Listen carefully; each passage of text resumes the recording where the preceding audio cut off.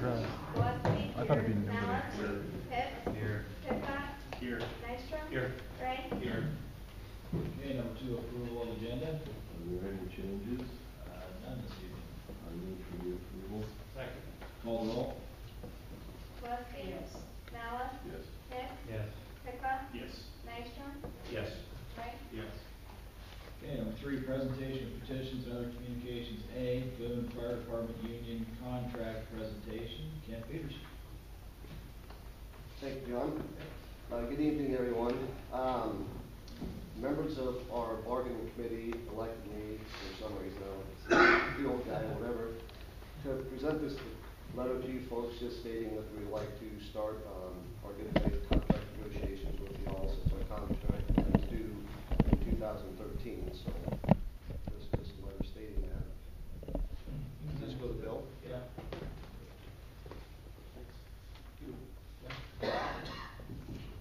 Any other questions? You know, what we'll do is, our response, we have a certain time frame, of course, as you know, to respond. I'll get together with council and we'll put together some of our first proposals, and then I'll let you know, make contact with you then, Kent, directly. Yeah, that'd be fine. Okay. And then we'll set up, I think our next meeting also has to be an open meeting, so we'll get that set up and then we'll just get started. Okay. Thank you. Tony. Thanks. Thank you. Okay, next up, Boone Business Park Tree Grant Award from Light Energy, Bob Fisher.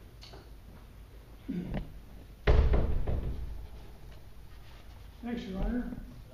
Before I get to the item on the agenda, I'd be remiss as a citizen of Boone not to thank you for the floral baskets in the downtown area this year. They took them down Friday and I was downtown, and it's like an old dog down, like a tear ran down my face. People have really appreciated those baskets, and I hope, encourage you to think about it next year. Our city looks terrific when you come down Story Street.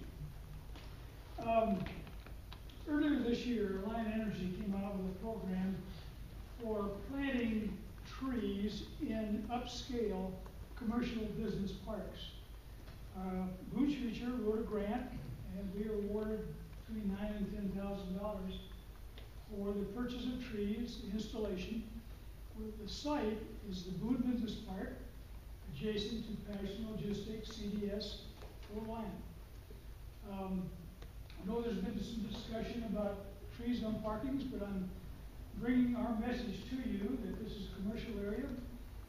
We have professional help to install them, maintain them, which is the key. And I think next spring, when we put this project on go, it'll be a great look to our entrance.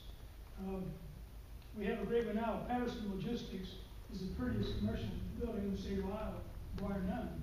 I've been around. So this is just another addition to that area, and we hope that you'll go along with our plans to do this project. Thank you. Questions? They say how many trees that would be, I don't know. What's that? How many trees? 80, 4 varieties. We've enlisted Johnny Appleseed to help us with the project, so it'll be professionally done. Bob did come out and see me and ask me, because he knew we had some controversy on tree planting. And I thought it was fine out there where it's gonna be, because it's a commercial area. There's nothing out there now to speak of, so.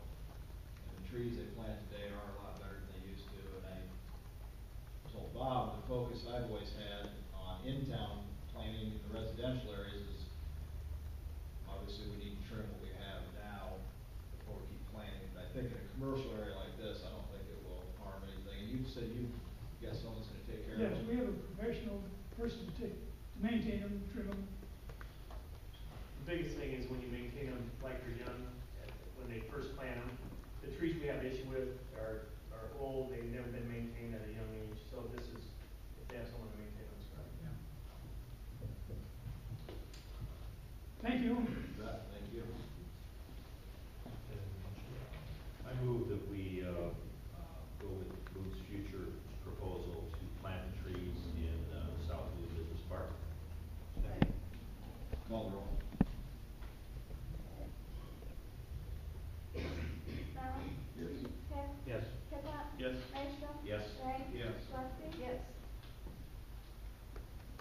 Okay, C, presentation on dog park, Donna and Bill Greenlee. John, do you want to start, or do you want us to? No, just go ahead and just do your presentation. Yeah.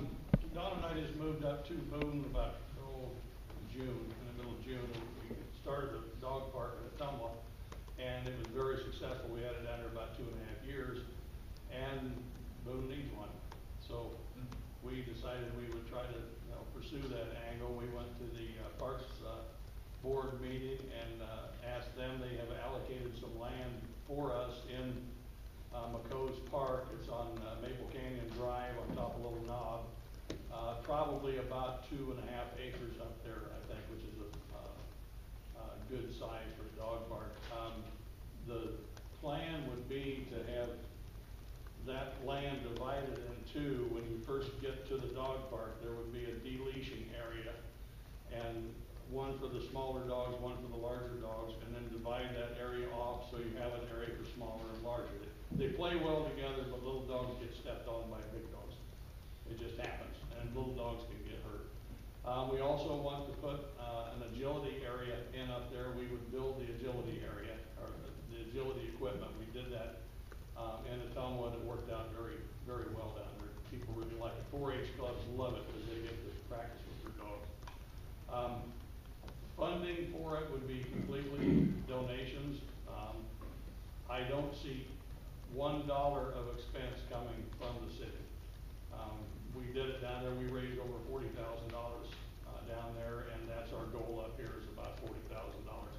It works well. People are, once they get their dogs in there and see how great they are, they're just adamant about keeping it up. I know there's been some problems with people picking up the dog poop on some of the side streets in Boone, but there's this guilt factor in a dog park that if somebody's dog drops one over there, there's 5 people with bags heading over the guy that owns the dog, and they guilt them into it a lot.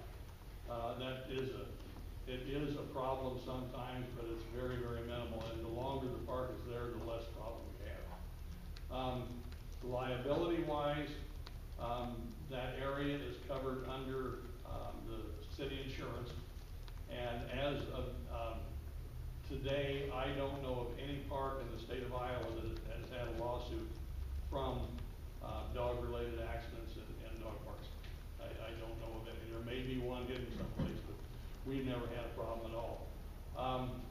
One thing that we have to have is rabies vaccinations. That has to be done. People have to have their rabies tags. Down the road, we would like to set up a membership drive where people can buy memberships, and what it would be basically is a yearly donation by a core of people to keep the dog park up, and it would probably be in the range of about $20. That would be ideal. That way, if you get 50 people paying $20 a year, you got $1,000 to maintain the park. We have one bid right now on fencing, and we have another one. Donna's going to meet with the guy tomorrow to see what else we can do. We would like to put in a black chain link fence all the way around it and have it professionally installed. With the black color, it would be less intrusive for the ambiance of the area where it's at. We have, the Parks Foundation has allowed us to run our money through them. We need to be a 501.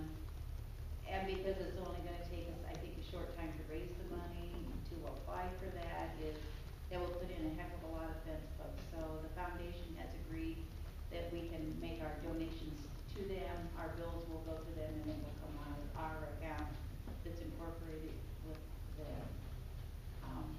And so we've already had some money raised. There was a gentleman that passed away, and the family decided the memorial should be to the dog park. So we already have some money, which was kind of amazing.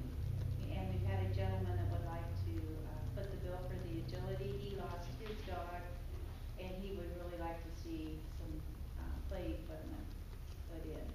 There is a list of rules that goes with the park. You have to have rabies shots.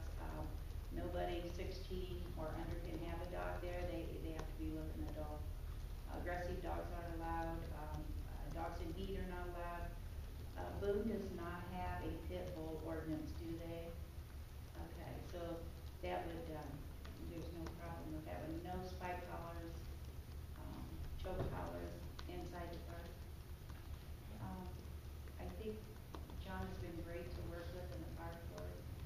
Foundation, I think we've covered everything. The police department was thrilled to death when John asked them if they would come handle any problems. And they were just tickled pink. So rarely will you have an issue. Yeah, Tumwa had, animal warden down there. He was a police officer that handled all the problems. And in the first year, he was over to the dog park, I think, 3 times. And the second year, he wasn't there at all, because people tend to weed themselves out. People that cause trouble usually don't come. Well, it was a pit bull issue, and Yeah. Atoma has it, you're not allowed to have a pit bull inside city limits. People from Oskaloosa were coming to use the park, and they brought their pit bulls because they don't have that. So, we would really appreciate it if you guys would. I think it's a great idea. Thank you. I applaud you for taking the lead on this, because I've been approached numerous times about the dog park. No one's ever really taken the lead, Thank you. so I think it's great. I have to say that we have absolutely nested well in Boone in 3 months. Although we live outside the city limits, we do have Boone water. And love the trees. Oh my gosh, love the trees. Gotta admit, the flower baskets are Oh, gorgeous. right. That, I You agree with did, that. you did good. Just for your information, we had a grand opening in Tumwa when we got our first acre in.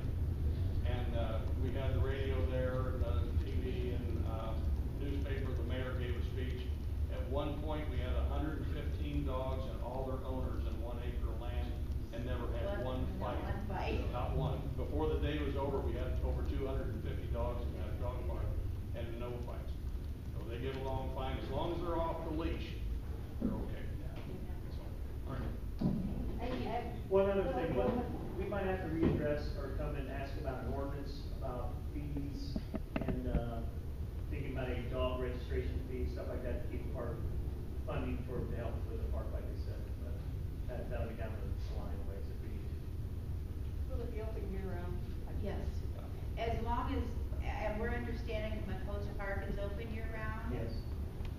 And so there's absolutely no reason, I mean, dogs love to play in the snow. And, yeah. The only thing we would have to issue is if we got like 2 feet of snow, Right. that probably did the last thing they cleaned off, Yeah. you know, but otherwise it's the dusting or something will be. You're saying you'd clean that off with 2.5 acres? We would clean just the access point and then they just run. It's a Just the hundred- gates to get the gates in and out and stuff like that, otherwise they do. So there's hours at night too, I mean, you're not. Yeah, just Whatever, follow the park hours. it's whatever the park hours are. Yeah. Yeah. It's 11 like o'clock. sunset, yeah. 11 o'clock is the park open. And then water supply, are they going to? We usually bring our own, people are real good about bringing their own, it would be nice to have water there, and I think an access would be close, since we're close to the pool, you know, down the road a ways, we could put a fountain in. We didn't have one in the Tumwa, didn't seem to be an issue. Probably not with bottled water and all that stuff. Yeah, and sometimes people like to bring their own water station. It's nice to have water supplied there, but But it's it's not not- necessary. Yeah. It's just one of those nice things. Where did I read somewhere, they have like a pool? Oh, yeah.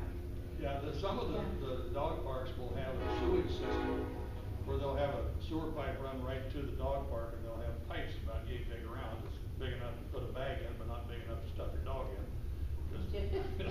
And people, they'll use biodegradable bags and just put them right in the sewer Yeah. system, which, you know. But here we'll have the garbage can, and there is garbage pickup in the park. Yeah, that's the park department, what they will do is continue to mow the same ground they're mowing now and continue to pick up the same garbage they're picking up now.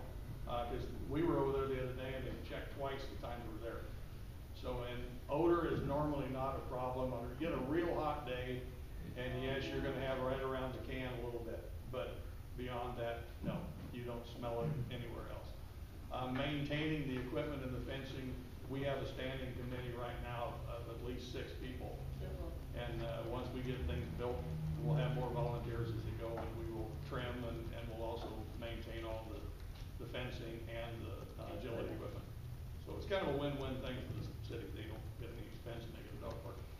We all get a copy of Cityscape magazine from Iowa League of Cities, and there's a big 2-page thing about dog parks on the. View Cityscape magazine. Des Moines just opened another one, I think that's 4 in Des Moines proper. The city funded it, although there is a membership to help reimburse that. And that came in at $140,000, and it is a nice park. It's nothing that we can't have or better for our proposed goal of 40,000, so. Well, hopefully we don't have as many dogs in there. This is true. Okay, thank you guys so much. Thank you. We need to just give consent to it. Ultimately, this is a park board decision. Mike, the park board already approved. Okay. So what we're doing is just giving our blessing to it, really, 'cause it's under our insurance. So if there's a motion. So moved. Second. Call the roll.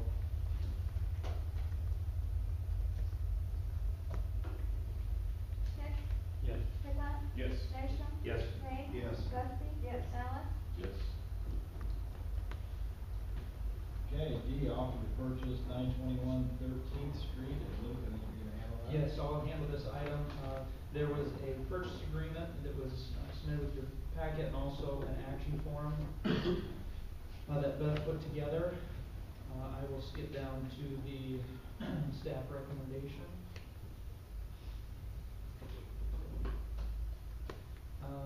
Staff's recommendation is to approve alternative 2, and this was to counter offer with paying up to $3,000 for closing costs and prepaid install basic model and appliances and the like in kind of the other NSP properties or given allowance in that amount, which is about $1,500.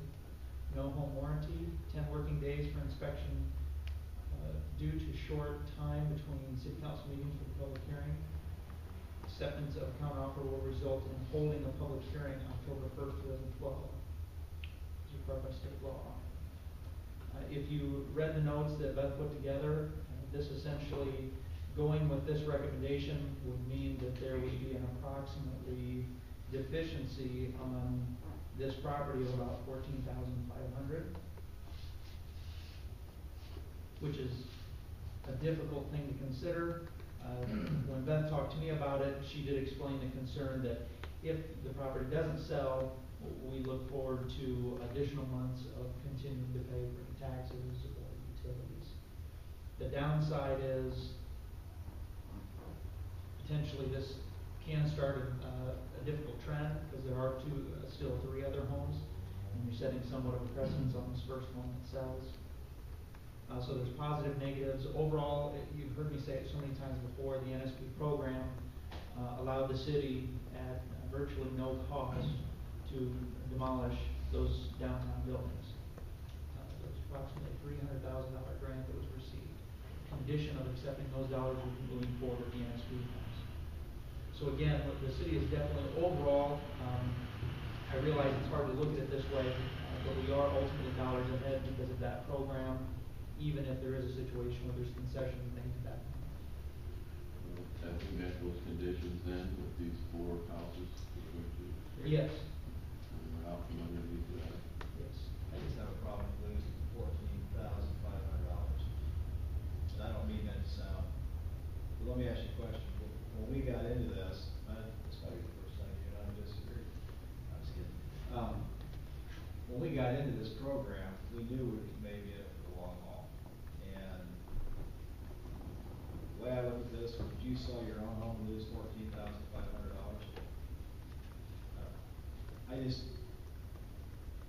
I don't know. It's a tough call because we could sit on it and keep going, or. We are getting it back on the tax rate. The money. Is this 14.5, is that everything? That's the commission, that's after, or is that on top of that? I can't answer that exactly. I don't know if that includes the, any of the realtor commissions.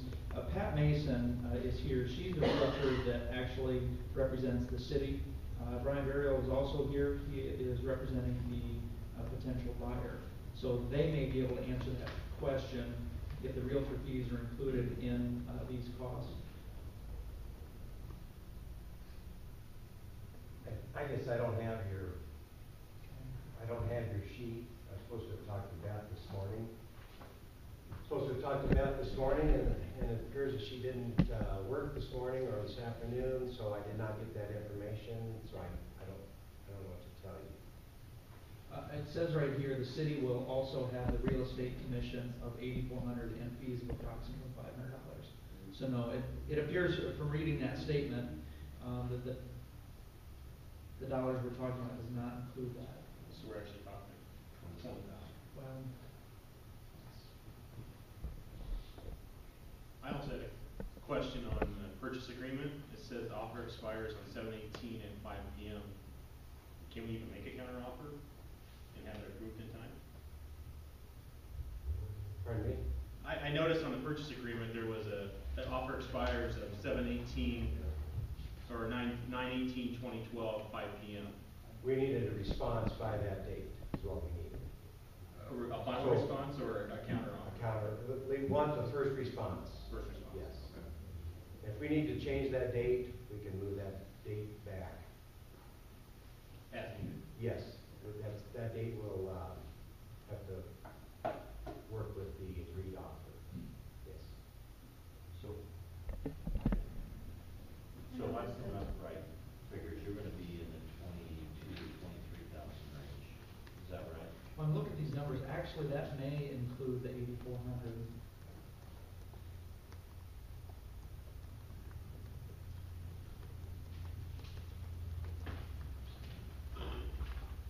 I guess what I'm asking, Lou, is I would like to know the bottom, the final dollar that the city of Boone is gonna lose on this, including everything. Allowances for utility, allowances for appliances, allowances for, you know, payment of the commission, the closing costs, the whole thing. I'd like to know what that total amount is, if we could get that number. We can get that for you. I apologize, I wouldn't be able to get that for you tonight. One possibility, if the number 14,500 is something that, I'm gonna cautiously use the word acceptable, because I realize it's not, but understanding the situation, if 14,500 is acceptable, you could conditionally make that you're okay with it if it includes the 8,400 for the realtor fees and those additional $500 fees. In other words, total potential loss on that property. If you're not comfortable doing that, I can take that back, I can check, and we just risk. That would be like our counter, is what we could say, that our counter is, this would be the maximum loss, including all additional expenses. Is that what you think? Right. And what total time frame have we been setting on this, would you say? A year and a half? 2,000. About 2 years. It would have been shortly after the demolition.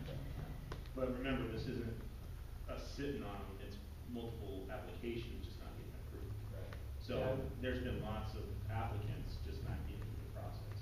Well, I didn't mean we weren't doing anything with it. No, I just mean that there's actually been an effort to purchase the homes, just not completing the process. Pat, do you know when you started the listing? Yes. Because it was prior to that, I mean, that's the one we've been sitting on. Before that, that was when the construction was taking place. Yes. 4/15, or 4/5. April, What? April 5 of 12. Okay. And the listing agreement expires the 4th here of October. So that will have to be reviewed also. Right. I'm here, Jackie's here, Dan's in class. I'm right here speaking for Dan and Jackie Brook and representing them on the buyer side. Dan and Jackie have 3 children. Dan is making a career move now. He's been with Fairway Stores for, Fairway? About 10 years. He's now making a career move. I just saw in the paper today that Dan was on the dean's list out at DMAC for the summer session. He's working part-time. Jackie is a teacher up at Sacred Heart. They have 3 small children. They love the house. Be a way get the ball rolling, as you said. Maybe this is one that would stimulate the rest. They've not asked for everything that needs to be done on the house. The house is only about 90% complete. Many small projects need to be taken care of. They need the appliances. We've also asked for blinds. We've also asked for closet rods. I mean, your counteroffer states at least are getting a partial amount on the appliances, and this won't happen if they don't get the closing costs, but you've already approved that. They're here to stay. They're a young couple coming to Boone. They want to stay. It's an opportunity for qualified people to get in one of your houses that needs to be sold. I showed the house before Pat had it listed, so it's been available to us for more than, I guess, the April time frame. So I've been through all the houses. I've been involved in almost $30 million worth of sales in the last 11 years. I've been through a few houses. It's a good house, done a nice job, a few things to be done, which they've got some help if needed. I just think it would be a good thing for a new couple to come into Boone and take over the house. Their time frame, they're okay with. If you need some time to get your figures together, they're okay to get to the next meeting. So if you need more time, we've been working on this 3 to 4 weeks, and just back and forth, trying to get all the information about the grant, and this is what they'd like to do. So, I just had a response. I apologize for texting in the middle of the meeting. I know it's inappropriate, but I sent this to Beth, and I said, does the 14.5 include total loss, or do we have to add realtor fees? She said that is the total.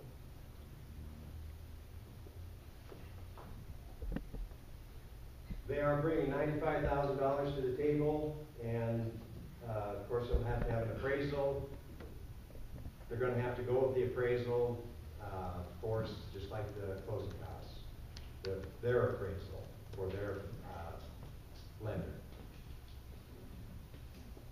So do I understand the 14.5 is bottom line loss, period? Correct. But again, I would still encourage, if there's going to be a motion to approve that, I would still say make it conditional upon that, and then we'll make sure we double check that. And if it's off by, again, these are round numbers, there may be some pennies off, some additional dollars one way or the other. You know, with all due respect to the mayor, we have disagreed a few times in the 8 years we've been together. And I know when I went to sell my home, I took a loss, but that's just part of the game. And it's just the way it works sometimes. I understand. I would move that we counter with an offer that would net out at a maximum $14,500 loss for the city, including everything. No further additional. That's the maximum loss we would incur on this particular property. Call the roll. Pickla? Yes. Dykstra? Yes. Ray? Yes. Lefty? Yes. Malice? Yes. Hess? Yes. Does that, Pat, Brian, and the potential buyer, does that make sense to you, what the motion was? That we need to make sure that total loss. Yes, so if it's more, then you're not gonna go with the deal. That's what right. I'm No, no, understanding. 14.5. 14.5, it's more than that, then either go back to the table or we're done. Okay. Okay. Thank you. Yeah, she started working on house in March as well.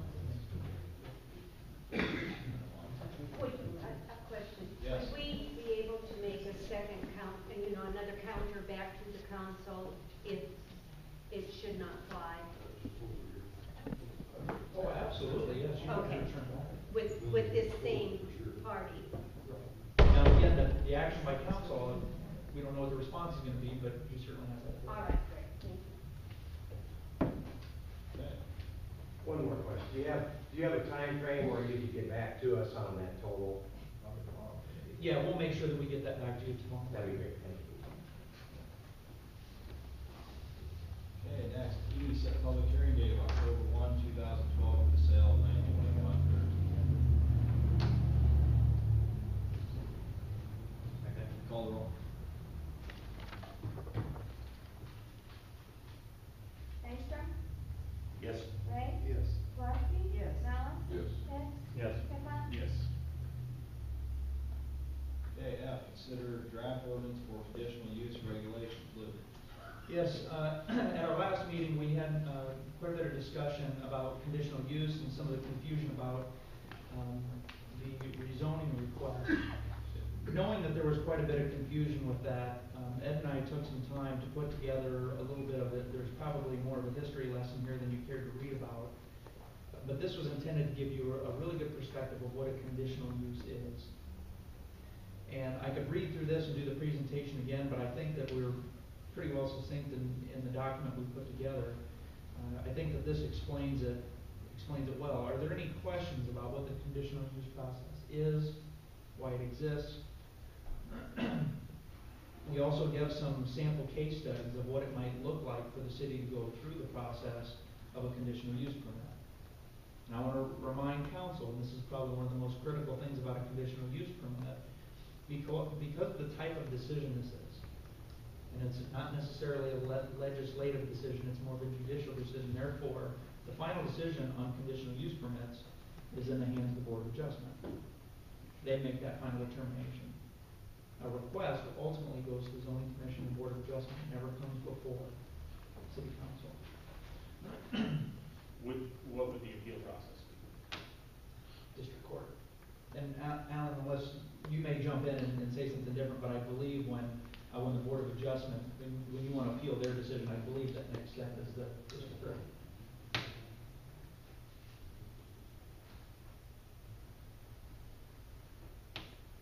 Luke, does this govern the ag, the one that we changed or in the process of changing? Does it cover both the new zoning area and the existing balance of the city? Let's take, for example, You know what I'm trying to ask? yes, a conditional use permit for livestock. Somebody that comes in and they say to the city, I want to have horses on my property. If their property is zoned, I'm going to go to this table.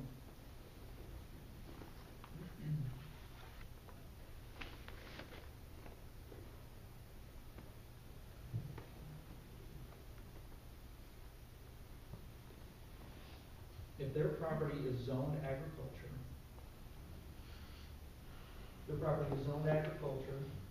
and they want to do livestock, then it's a permitted use in an A1 district.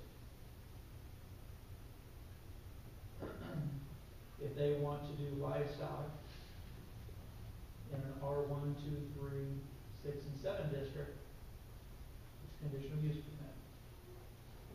So in other words, if somebody has property that is zoned as A1 agriculture, and they would like to have a horse on that property, they do not have to go through the conditional use permit process.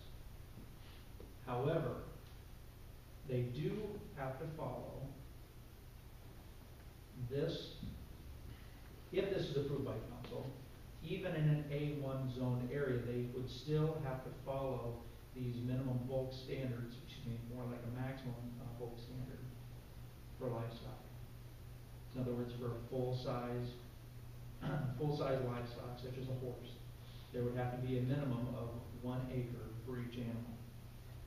While they would not have to go through a conditional use permit, they would still have to follow these guidelines. Now, if you're talking about an individual that wants to have horses in a residentially zoned area, then they have to go through that conditional use permit process, where the zoning commission, maybe some surrounding property owners show up and say, we don't want that, we don't want to see it, we think visually it's not going to be that appealing.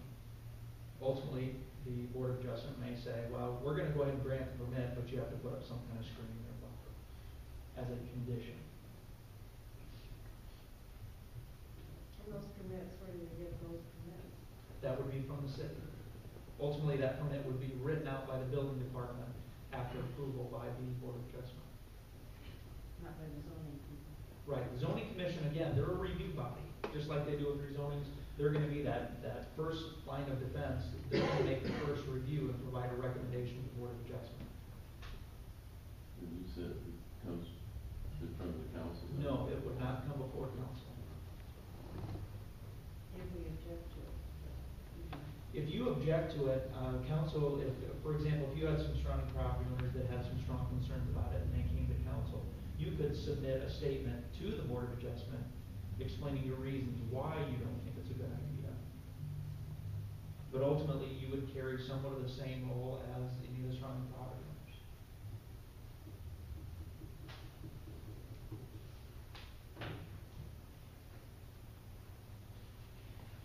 These guidelines, are they our Humane Society or are they state ones? These would be city guidelines.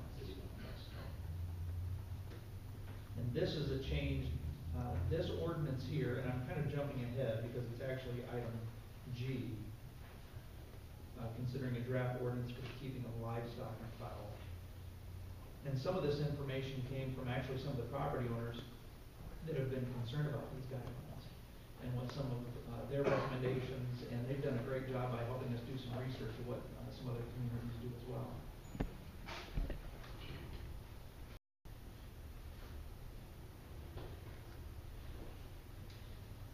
Greg called me earlier today, Councilman Picklap, and he mentioned some questions about the process this goes through. Is this the final draft that would be adopted? And I explained that you will ultimately have three readings of different ordinance. And at each reading, you would have the opportunity to recommend to staff to make some changes. You have the opportunity at each one of those hearings to not approve moving forward through the process and just simply kill the project, table it, have us change it substantially. So even though this is the initial draft, this can be modified before final adoption. If you have more questions or some things that we can't answer tonight, we can do some additional research, provide a more detailed presentation if that would help as well. My other question for Luke was also, was this fine with all the city staff? Because I know there have been a lot of discussions. And the response was, this was the product that was good for all parties. And Alan made a review and he sent me some of his suggested changes today.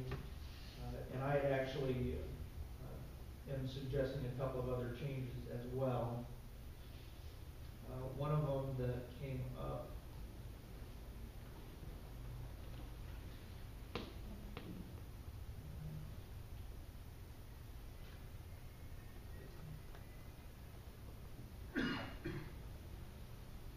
this statement here, this was one that caused quite a bit of concern. Keeping the livestock or fowl restricted, livestock or fowl as defined in 55, may be kept anywhere within an agricultural zone to A1. Goes on to say that pertaining to the keeping of livestock and fowl are grandfathered in, saying that any of those existing non-conforming uses would continue to exist, or are allowed to continue to exist without having to end their use. And my only suggested change is that that we would consider that instead of using the word grandfather, that we would use the terms considered legal non-conforming use.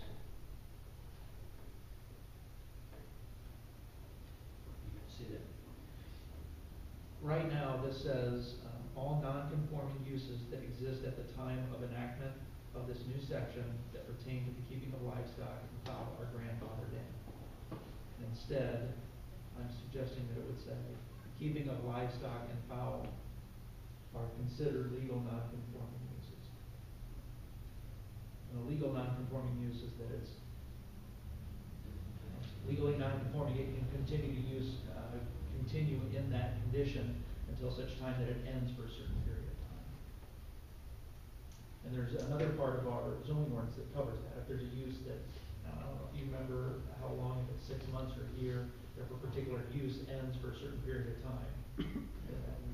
I don't remember what that is either, but typically there is some type of language that will tell you if there's a given time period. where that use ceases to exist, then that non-conforming goes away. And if they wanted to reestablish, then they'd have to come back and go through the permitting process. Is there non-conforming now? Okay. Oh, absolutely. In fact, according to this, anywhere that you have, first of all, more than one horse per acre, or miniature size livestock, let's say 4 per acre. Although that would be, ultimately, the burden would be there to show proof that that's a non-conforming use as of today.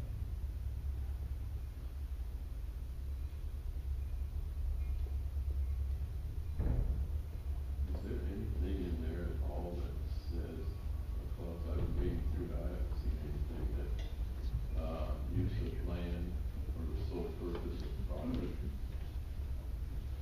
is restricted? You mean like if it was a commercial venture, more of a business? Make sure that that doesn't happen.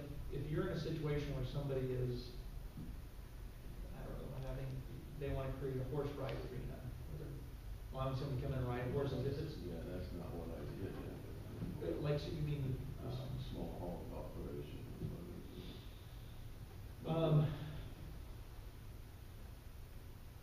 they would fall into one of those categories of having a certain, maximum per acre.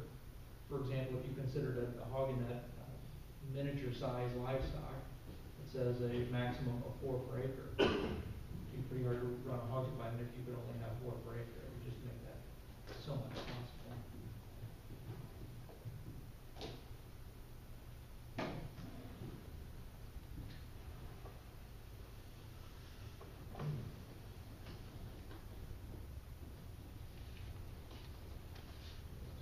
Well, if there's any other questions, let me know. If not, what we're looking for is a recommendation to move these ordinances forward.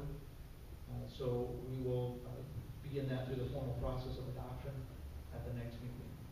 Just want to bring those drafts forward, explain them, provide that information about what a conditional use permit is.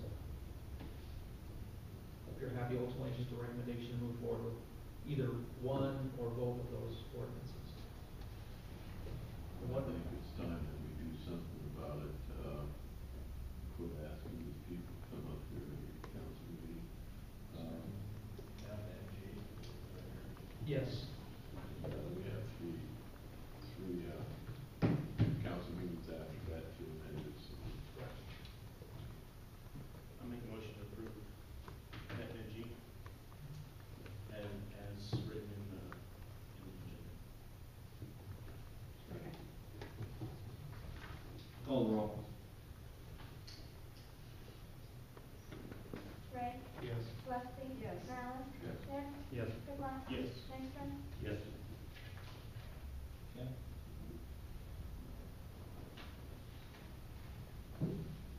Next up, H, public hearing to rezoning requested properties from R2 to A1. Are there any written comments? Any public comments? Hearing is closed.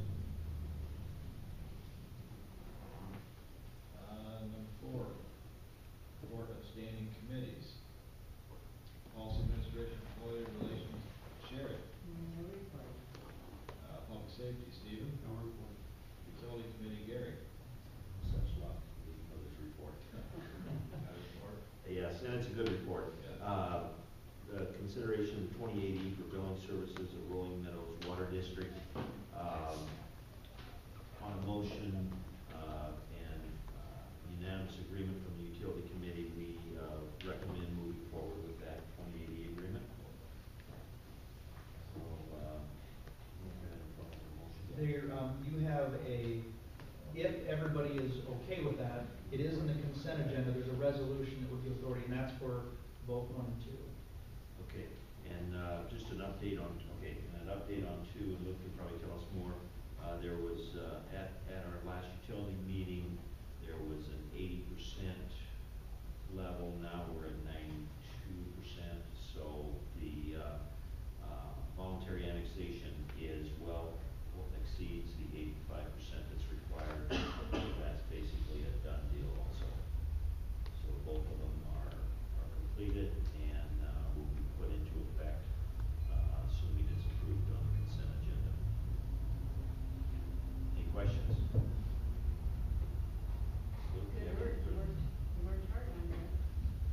Bill worked hard on it, and Staff they're still working on it, but it's, and it's the best for everybody involved. And it's what needs to happen anytime, anything outside the city limits. It will just save issues for all future consoles and all future issues, so. That 28D is not very clear sometimes. No, it's not. There are a couple remaining issues that the utility committee is having to work on. One is backflow prevention, which is a safety measure of something that may happen out in that subdivision of not being able to come back into our water supply system. We are working on a high flow alarm for them. And the other item is, in the event that they need to do a repair, how they might work with the city for us to be able to assist them with our grade 3, I believe. Roy, am I saying that right? Grade 3 certification to help them. It's DNR's requirement.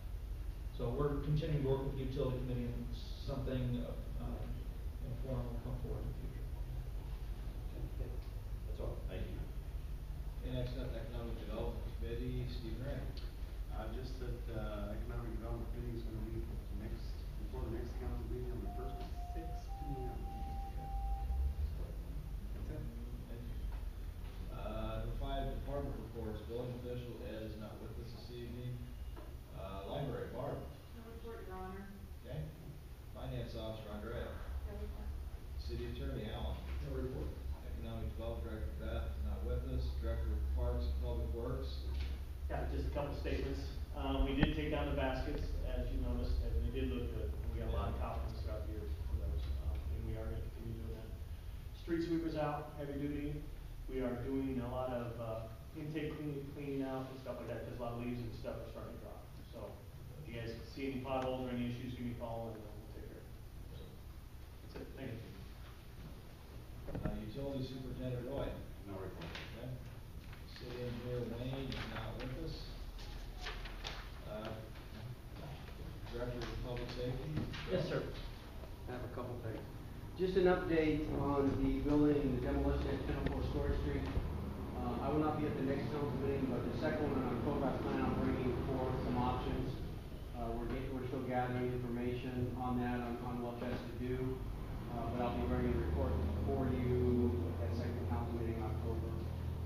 Peggy, the owner of Wilson's, is here tonight. I've kind of kept her informed. We've had some conversations about her building, and I'll bring those forward in a month about when I bring it to the next council meeting. But I invited her tonight in case she had anything to say, or if she wanted to listen, to make sure that they're up to date and that they know everything that's going on. Did you have anything? No. All right, very good. And I'll entertain any questions. I'd like you to give us just a little report on how your new hire is doing the infractions officer. He's doing really well. He's very busy. He's making progress on homes, on businesses. He has made some progress out on the east end. I don't know if you noticed it different out there by the venue. He's making progress. He's very, very busy. He's running all over. He's doing very well. And he's working a little bit with me on demolitions. However, I haven't brought him fully on because he's got other duties, so I'm taking those for now. Along those same lines, that he has helped us with parking signs. We don't really notice missing parking signs here and there. And he has bring to our attention missing parking signs. He's doing great. Well, I think he's doing a great job. He's in the community on average 6 out of the 8 hours, out in the neighborhoods. I know that I'm not over the community, and I've seen him. I've counted 4 times, but I've seen him just out patrolling. That's great. Then just as a reminder, the PD facade, we had the pre-bid meeting last week. We will be opening the bids next Monday at 2 o'clock. And then I believe Luke and Wayne is going to be bringing them forward at the next council meeting for bids, so that you have some idea and see what we've got for the bids, and then so that you can consider which option you want to go with. Is that correct, Luke? For the next one. Any questions? Thanks very much. Oh, I'm sorry. Almost forget. Justin has one. I just wanted to remind everybody that the burn ban is still in effect, and that potentially could impact, as you know, October 1st is the date that the burn ordinance actually starts in the city, but with a countywide burn ban that supersedes the city ordinance. So, Unfortunately, we were hoping for some measurable rain today, we really didn't get any of that, other than a nice little cold front come through, so. It's real sketchy around the county, we have people call and complain that they got 8 inches throughout the summer, and there's other people that got 8/10, so, unfortunately, we have to do what's best for everybody and move forward on that, so, just a quick reminder on that. City Administrator, Liz. I just wanted to comment, property owners about the rezoning request. I forgot to say this earlier, but your process went through that public hearing. The next step will be that first consideration of the ordinance amending the zoning district boundaries. Public hearing is just a key part to find out if there's any public input or any opposition to what is being proposed.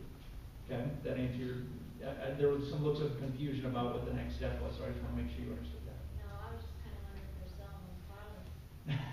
Yeah, those plants. They're down at our shop right now. I was just wondering. Or is it No, we can, come and visit me tomorrow. There is an idea about that next year of offering for a price that kind of help us purchase where we would make those available to folks. With John, just bring donuts. As you can tell. Nothing with I wanna be a police officer. Really? Somebody called in the mail. Wow. Number 6 and 7. Are there any items up? Yes. About the consent agenda, you'll see the renewal for Shenanigans. I had a note wrote underneath there. She did meet, by the, noon today. She did meet her conditions, but continues to be a struggle to make sure that we meet those conditions. Since we're on that, I was gonna pull Shenanigans because, it was brought to my attention about signage out there, banners are not permitted on the building or the fence. That's what I Be the was building official, told. right? Yeah, and I was hoping that Ed could clarify that tonight. There also have a Puffer Belly sign on there, and that I'm pretty sure should be advertised outside. Yeah, the Puffer Belly on the- Belly celebration. They can use properly in the title, can't they? It's on there. So I don't know what we wanna do about that with the condition that they remove that. Signage is what I was gonna say, if you wanted to continue through, you wanted to pull that item, we can look it up real quick under the. Are there any other items on the consent agenda that you'd like removed and discussed separately? Do we have to poll the goat, or is our approval just to do it? You can pull Shenanigans out of there, and then just do the rest of them. Is that what you mean, Shenanigans? Okay, in case they have other outside of that, you know what I mean? Which one are you? Shenanigans. Sure, is that as a staff recommendation, I want to make sure we address that clearly. Oh, I got you. So, we should probably poll the goat out and vote on that, make sure. Okay. So right now, we're gonna remove the Giggle and Goat and Shenanigans. No. So moved. Second. Call the roll.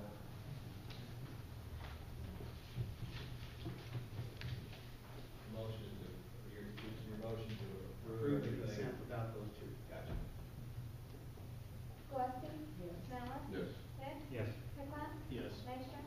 Yes. Ray? Yes. Okay, first we'll talk about the Giggle and Goat. What's the concern of the? There was a recommendation, staff had in there that we go ahead and approve the full license, they just won't be able to, they would just have to add the occupancy mark later, correct? It's pending occupancy, Just so I. pending occupancy. Right. That way they can still continue to do business, that's why I want to make sure, so I'll make a motion to approve that. Okay. Second. Call the roll. I have a question on that. Okay. If you're questioning banners and signs, you better check that one also. Because they often have banners and signs across that structure. I don't know, what you're gonna do for one, we better do for both. I just talked to Luke, whispered to him, I think that as far as the signage is concerned, that's a separate issue from the liquor license. So what we need to do is refer that to the building official, let him check into it. If there is a violation, obviously he can address it and take care of it. Alright, so I won't, okay, good. Then I have. Okay, but all further voting on the go to approve their, I've got a motion and a second. Conditional upon, Correct. Call for it. Oh, I'm sorry.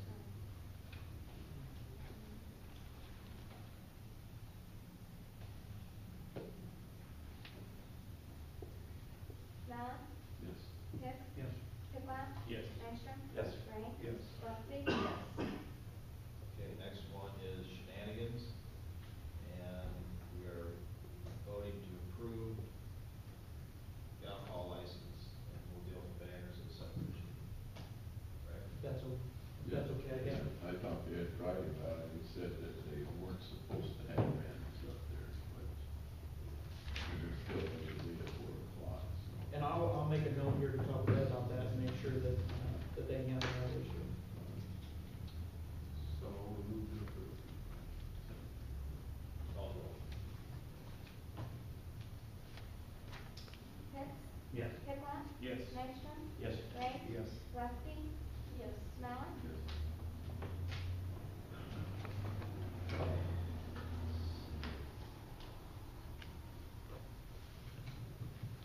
Okay, number 7, ordinances, we have none. Number 8, I have no comments this evening. Number 9, any council member comments?